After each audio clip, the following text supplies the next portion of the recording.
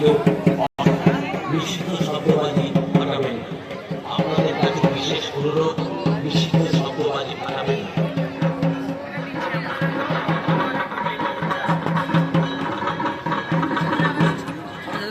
গাড়ি মোটরসাইকেল বা পার্কিং স্থানে রাখুন।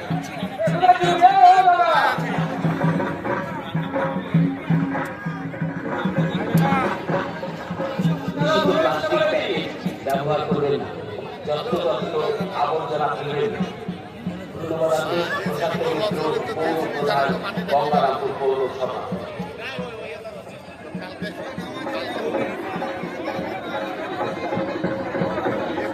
যাবে না।